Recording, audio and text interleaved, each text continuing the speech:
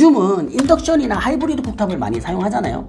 이런 것들을 다 전기 쿡탑이라고 하는데 가스 쿡탑을 사용하지 않는데도 가스 배관이 그대로 남아있는 경우가 되게 많아요. 인테리어 공사 끝나고 나면 배관만 덜렁 남아있으면 미관상 좋지도 않고 공간 활용에도 방해가 되잖아요. 그렇기 때문에 이런 배관들을 철거하는 게 좋은데 그렇다고 이게 막 하면 안 됩니다. 왜 그러냐면 뉴빌드.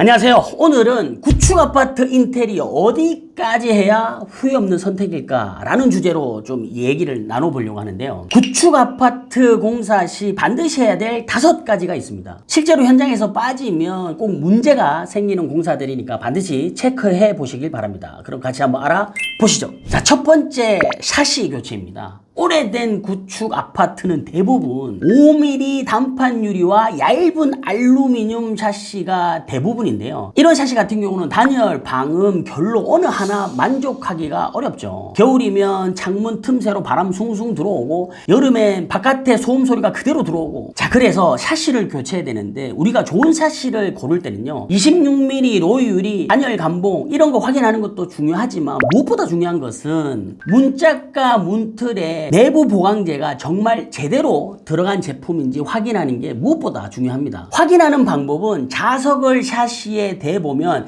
간단히 확인할 수가 있다고 말씀드렸는데요. 그 부분은 필히 한번 꼭 확인해 보시기 바랍니다. 그리고 자재만큼 중요한 게 바로 시공인데요. 창틀과 벽 사이 틈에 우레탄 폼을 제대로 채우고 외부 실리콘을 두껍게 시공해야 성능이 나오는데 브랜드만 너무 믿지 마시고 제대로 시공하는지 꼭 체크를 하셔야 됩니다. 관련 영상은 제가 링크 걸어 드릴 테니까 참고하시면 되고요. 그리고 두 번째는 단열 보강입니다. 구축 아파트 발코니의 경우는 단열재가 없거나 정말 형편없는 경우가 너무 많은데요.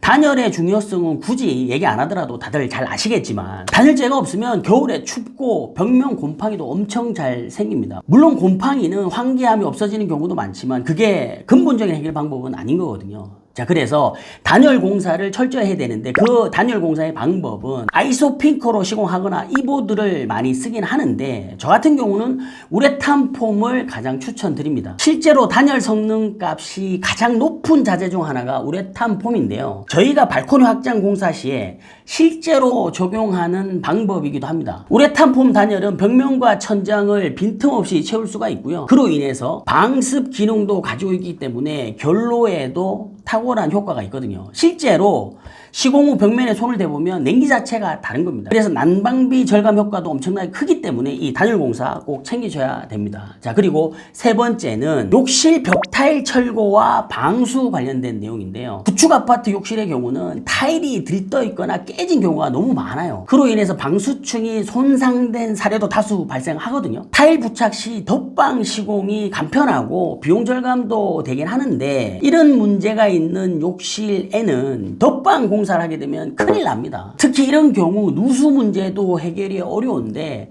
아랫집 천정에서 물 샌다고 연락 오면 정말 골치 아프죠. 업체한테 어떻게 얘기할지, 아랫집 사람은 얼마를 변상해달라고 할지 정말 막막하거든요. 그리고 바닥 타일을 덧방할 경우들도 많잖아요. 이럴 경우에는 욕실 슬리퍼가 문짝에 걸려가지고 잘 닫히지도 않아요. 이거 정말 짜증납니다. 경험해 보신 분들은 누구나 다 공감할 겁니다. 그래서 구축 아파트는 무조건 기존 타일 다 철거하고 바닥과 벽에 방수공사 다 새로 진행하고 타일 붙이셔야 됩니다. 방수를 할 때는 액체 방수 진행하고 그리고 그 위에 아쿠아 디펜스 같은 성능 좋은 방수제를 한 번 더 2차 도포하는 것을 추천드립니다. 자, 그리고 여기서 욕실 공사 꿀팁을 좀 더 말씀드리면 벽체와 바닥 타일의 컬러를 통일시키고요. 줄눈을 타일 컬러와 맞게 시공을 하면 좋고요. 그리고 욕실장 하부와 벽체 끝에 간접 조명을 활용하면 한층 고급스러운 느낌도 낼 수 있습니다. 네 번째는 주방 수전 위치 변경입니다. 예전에는 대부분 주방 수전이 벽 수전을 썼는데 요즘에는 인테리어 공사할 때 벽수전 안 쓰죠. 전부 다 입수전으로 바꿉니다. 벽수전이라고 하는 것은 벽에 나오는 수전이잖아요. 입수전이라고 하는 건 뭐냐면 싱크대 하부에서 위로 솟아 올라와 있는 수전을 입수전이라고 합니다. 이렇게 입수전으로 변경을 하게 되면요 수전 선택의 폭이 엄청 넓어져요. 디자인적으로도 훨씬 깔끔해지죠. 물론 설비 작업을 다시 해야 되니까 약간의 비용이 추가적으로 들긴 한데 공간 활용이나 미관면에서 훨씬 유리하니까 이 부분 꼭 참고하셔서 입수전으로 변경하시기 바랍니다. 주방 수전은 예전 영상 링크 걸어 드릴 테니까 참고하시기 바랍니다. 그리고 주방 수전의 경우에 기역자형이나 고위목 수전을 많이 사용하는데 요즘에는 한스그로의 아크노 셀렉틱을 선호하시는 분들이 많거든요. 그런데 이게 가격이 100만 원이 넘다 보니까 워낙 고가죠. 그래서 이와 유사한 국내산 제품과 중국 저가 제품을 사용하기도 하는데 아무튼 이런 주방 수전은 벽에 튀어나와 있는 수전보다도 훨씬 더 감성적이고 실용적이니까 만약 우리 집 수전이 벽수전이다 라고 하면 이렇게 입수전으로 변경해 보시길 추천드립니다. 그리고 마지막 5번째는 가스배관 철거인데요. 요즘은 인덕션이나 하이브리드 쿡탑을 많이 사용하잖아요. 이런 것들을 다 전기 쿡탑이라고 하는데 가스 쿡탑을 사용하지 않는데도 가스 배관이 그대로 남아있는 경우가 되게 많아요. 인테리어 공사 끝나고 나면 배관만 덜렁 남아있으면 미관상 좋지도 않고 공간 활용에도 방해가 되잖아요. 그렇기 때문에 이런 배관들을 철거하는 게 좋은데 그렇다고 이게 막 하면 안 됩니다. 왜 그러냐면 안전하고 직결되는 부분이기 때문에 턴키 공사를 할 경우에는 인테리어 회사에 얘기하면 되고 그게 아니고 지연공사로 즉 반셀프 인테리어로 내가 진행할 경우에는 해당 지역의 도시가스 공급 회사에 연락해서 배관을 정리해달라고 하시면 되는데요. 업체 확인 방법은 집에 도시가스 청구 내역 날아오잖아요. 거기 보면 업체가 나와 있습니다. 그래서 가스 철거는 전문가를 통해서 안전하게 진행을 해야 되고 철거 후에는 마감 상태도 꼭 체크하시기 바랍니다. 깔끔한 주방을 원한다면 과감히 정리하는 게 맞겠죠.